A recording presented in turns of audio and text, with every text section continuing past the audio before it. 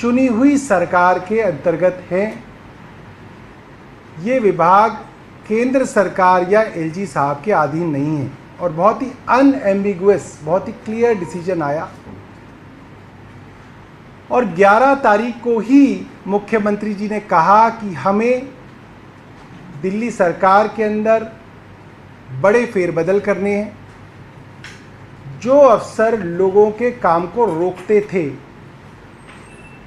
चाहे बुजुर्गों की पेंशन कई महीने तक रोकने की वाली बात हो, अस्पतालों के अंदर गरीब मरीजों को परेशान करने का मामला हो, मोहल्ला क्लिनिक्स के अंदर दवाइयाँ, टेस्ट और डॉक्टर्स के जो रेन्यूमरेशन को जानबूझ के रोकने का मामला हो, इस तरीके के अफसरों को जिन्होंने जनता को परेशान करने का काम किया, उन लोगों को ऐसे पदों से हटाकर अच्छे अफसरों को उन पदों पर लाया जाएगा। 11 तारीख को मुख्यमंत्री जी ने ये कहा। 11 तारीख को चुनी हुई सरकार की तरफ से ये आदेश दिया गया कि अफसरों को बदलने से पहले सबसे पहले आपको उस अफसर को बदलना है जिसका काम है अफसरों को बदलने के ऑर्डर देना, यानी कि सर्विसेज सेक्रेटरी को बदलना, ताकि चुनी हुई सरकार जल्द से जल्द अपने ऑर्डर्स को लागू करा सके। 11 तारीख को सर्विसेज सेक्रेटरी को कहा गया और 11 तारीख को वो बिना बताए गायब हो गए।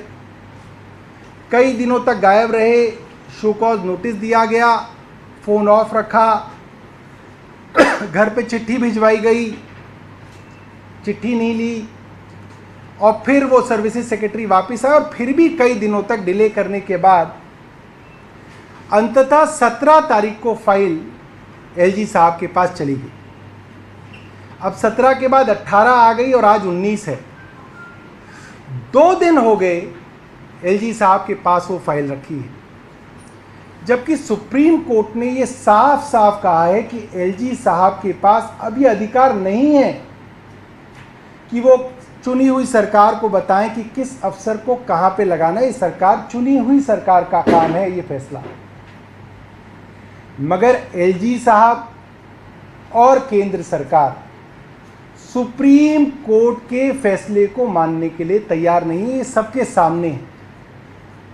ये भी सुनने में आ रहा है कि एलजी हाउस के सूत्र अफसरों को फोन करके धमका रहे हैं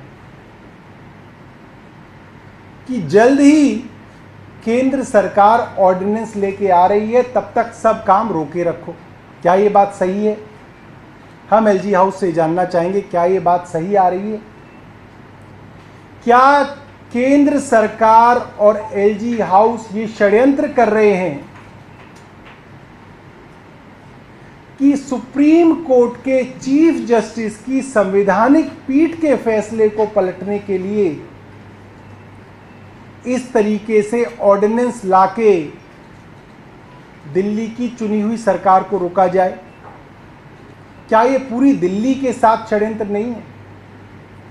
क्या इस तरीके से ऑर्डिनेंस लाने की तैयारी का षड्यंत्र केंद्र और एलजी साहब कर रहे हैं? हमें बताएं। अब 2 दिन हो गए जिसमें सीधा सीधा मुझे लगता है कि सुप्रीम कोर्ट के फैसले को ना मानने वाला भाव केंद्र और एलजी का सामने आ रहा है। तो मैंने रिक्वेस्ट की है अपने मंत्रिमंडल के और सदस्यों को कि मैं और हमारे बाकी मंत्री साथी एलजी साहब से मिलने जाएंगे, उनसे निवेदन करेंगे कि आप जल्द से जल्द जो है इसको आप भेजिए वापस, ताकि दिल्ली के काम और हो सकें।